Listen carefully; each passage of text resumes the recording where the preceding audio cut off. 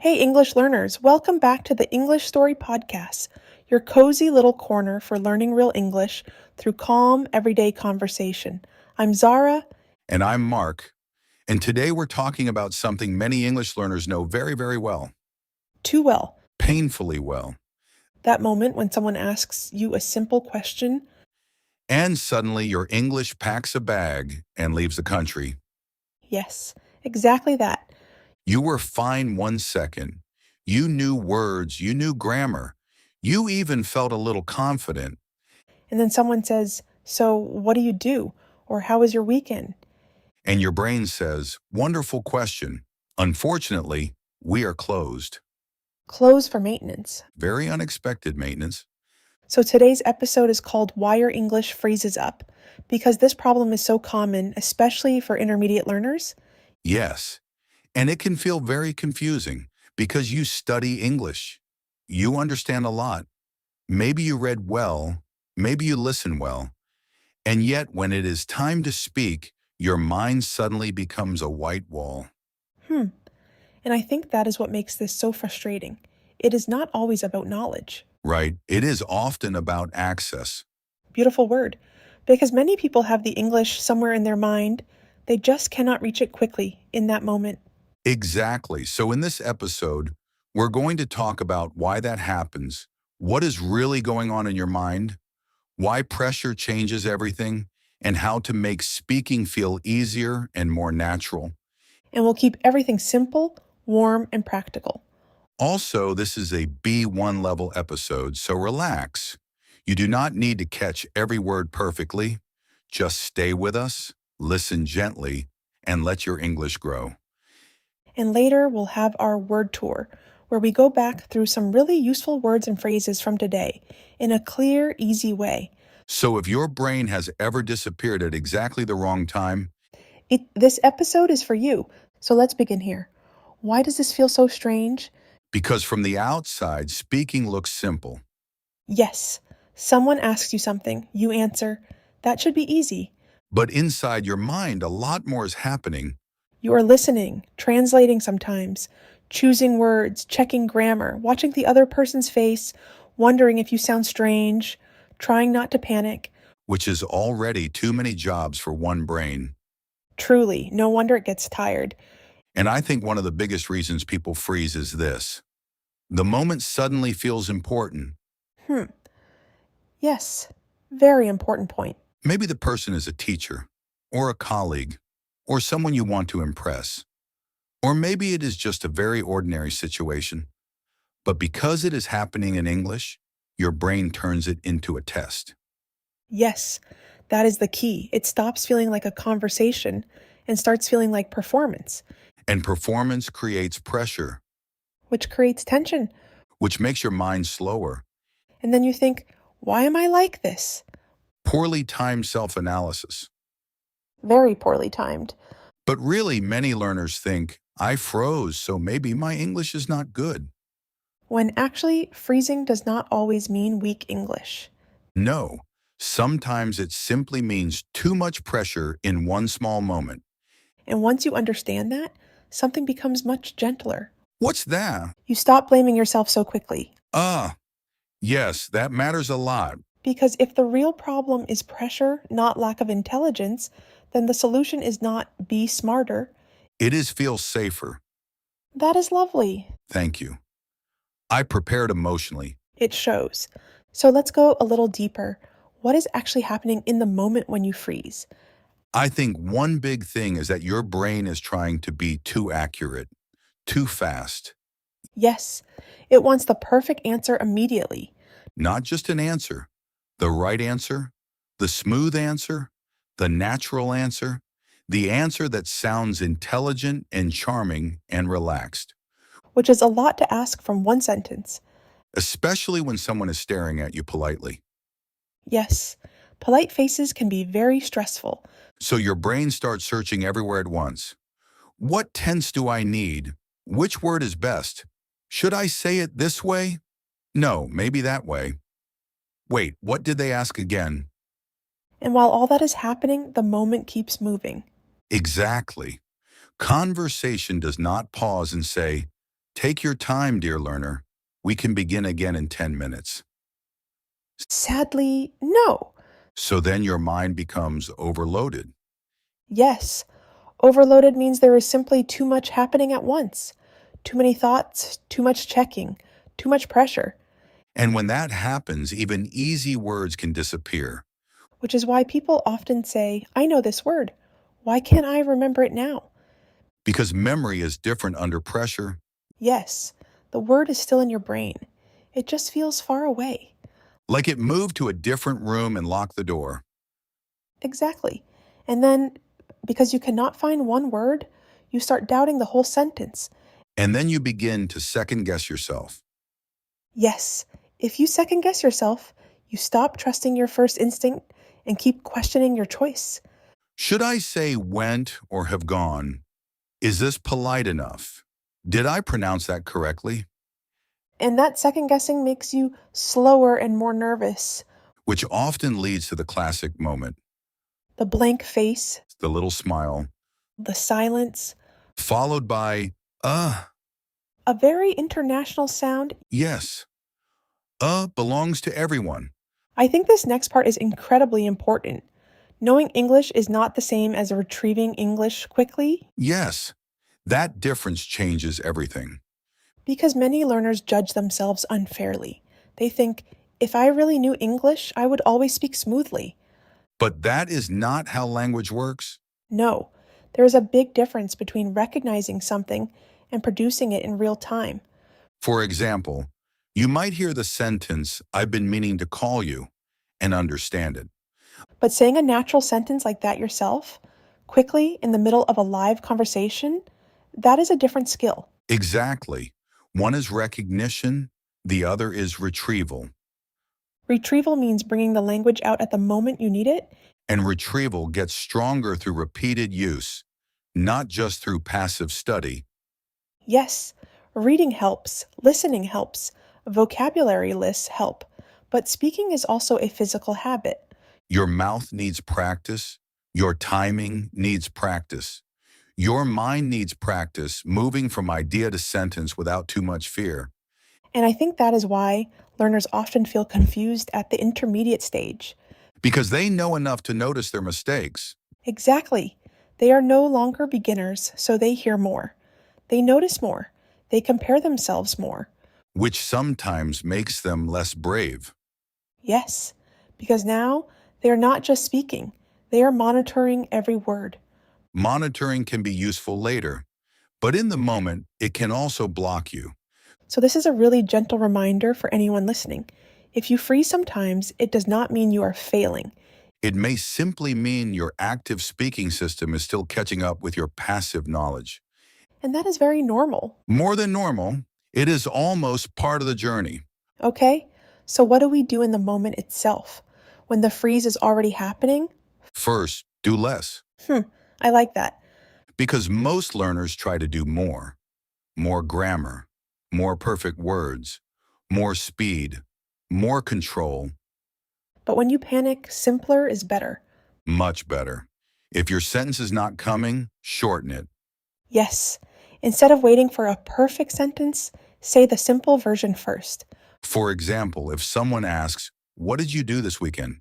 You do not need a beautiful, detailed answer immediately. You can say, not much actually. I stayed home and relaxed. Very natural, very human, no drama. And that simple beginning buys you time. Yes, if you buy yourself time, you create a few extra seconds to think without stopping the conversation completely. And little phrases help with that. Things like, let me think. That's a good question. How can I say this? I mean, These are not signs of weakness. They are speaking tools. fluent speakers use them too, all the time. Yes, native speakers do not always answer instantly either. They pause, restart, search for words, change direction. The difference is they do not panic about it as much. Exactly.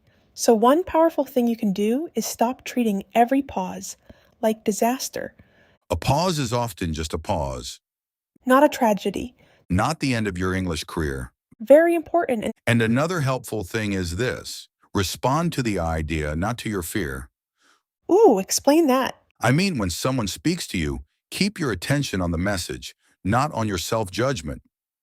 Ah, yes. Instead of thinking, how do I sound? Am I correct? Do I look stupid? Think, what are they asking? What is the easiest true answer? That is so grounding. Because fear makes your focus turn inward. Good conversation turns your focus outward. I feel like we must talk about perfection here, Oh, yes, the elegant enemy. because many learners do not freeze because they know too little. They freeze because they want to sound too good, Yes, they do not want to just speak. They want to speak beautifully which sounds lovely, but in real life, it can become a trap. because perfection is slow. Conversation is fast. Beautiful line. Write that down. I would, but I'm busy being impressive. Dangerous mood today. But it is true. If you wait for the perfect sentence, you often miss the moment entirely. And real conversations are full of imperfect sentences. Half-finished thoughts, Restarts, simple words, repetition. tiny mistakes that nobody cares about. Yes, that is what learners need to remember. The goal is not flawless English. The goal is connected English. English that moves, English that reaches the other person, English that keeps the moment alive. So sometimes the most useful sentence is not the most advanced one. It is the sentence you can actually say. Hmm, that is powerful. And once learners accept that, they often speak more, which means they improve faster. Because fluency grows through movement, not through waiting. So now let's talk about practice. Because this is not only about surviving awkward moments, it is also about training your mind differently. Yes, if you want to freeze less, your practice needs to become more active, Meaning, meaning not only reading and listening, but also producing, saying things out loud, answering questions out loud, repeating useful patterns until they feel more automatic. yes, automatic is such an important word here. Because in conversation, there is no time to build every sentence from zero. So it helps to have ready made phrases you can reach for quickly. Things like, it depends. I'm not sure, but actually, I've never thought about that. To be honest, the main reason is, These phrases create structure, they make it easier to begin. and once you begin, the rest often comes more easily. I also think speaking in small, daily moments helps a lot. Yes, not only big practice sessions, tiny moments count. Describe your breakfast out loud, answer imaginary questions in the shower, explain your day while walking, retell a short story after you hear it. That kind of practice teaches your brain, we do speak, we do respond. This is normal now. And that builds confidence in a very quiet, steady way. Also, one more thing, practice under light pressure, not only in total comfort. Ah, interesting. Because if you only practice when you are alone and relaxed, conversation can still feel shocking. So maybe sometimes you set a timer and answer quickly, or join a speaking group, or send voice notes. Yes, small, manageable pressure helps you build resilience. Resilience means the ability to recover and keep going even when something feels difficult. And that is exactly what learners need. Not perfect performance, strong recovery. So maybe this is the heart of today's episode. What should someone remember the next time they freeze? First, freezing is not proof that you know nothing. Second, pressure changes access. Third, simple language is still real language. Fourth, pauses are allowed. Fifth, you do not need to sound impressive to sound human. And maybe one more. Go on. The moment is usually not as bad as it feels. Ah, that is so true. Inside your mind, it feels huge, but to the other person, it may just look like a normal pause, a normal human moment. Yes, most people are not studying your grammar like detectives. Thankfully. They are usually just waiting kindly for your answer. So the next time your mind goes blank, do not make it mean something terrible. Take a breath. Use a small phrase. Start simply. Keep going. Because fluency is not the absence of blank moments. It is learning how to move through them. Beautiful. Thank you. I am on a streak. Enjoy it while it lasts. All right, let's slow things down now and go into our word tour. First is go blank. If your mind goes blank, you suddenly cannot think of what to say. For example, I wanted to answer, but my mind went blank. Repeat, go blank. Go blank. Next is under pressure. If you are under pressure, you feel stressed to do something well. For example, my English becomes harder when I'm under pressure. Repeat under pressure. Under pressure. Next is overloaded. Overloaded means there is too much happening at once. For example, my brain gets overloaded when I try to think about grammar, vocabulary, and pronunciation all at the same time. Repeat, overloaded. Overloaded. Next is second guess yourself. If you second guess yourself, you stop trusting your first choice and keep doubting it. For example, I speak more slowly when I second guess myself. Repeat, second guess yourself. Second guess yourself. Next is retrieval. Retrieval means bringing information out of your memory when you need it. For example, speaking improves when retrieval becomes faster. Repeat, retrieval. Retrieval. Next is buy yourself time. If you buy yourself time, you create a few extra seconds to think. For example, phrases like, let me think can buy you time in conversation. Repeat, buy yourself time. Buy yourself time. Next is perfectionism. Perfectionism is the habit of wanting everything to be perfect. For example, perfectionism can make speaking feel much harder. Repeat, perfectionism. Perfectionism. Next is automatic. If something becomes automatic, you can do it naturally without too much effort. For example, useful speaking phrases become automatic with practice. Repeat, automatic. Automatic. Next is resilience. Resilience means the ability to recover after difficulty. For example, good speakers are not perfect. They have resilience. Repeat, resilience. Resilience. And our last phrase is keep going. It sounds simple, but it matters. It means to continue, even if the moment is imperfect.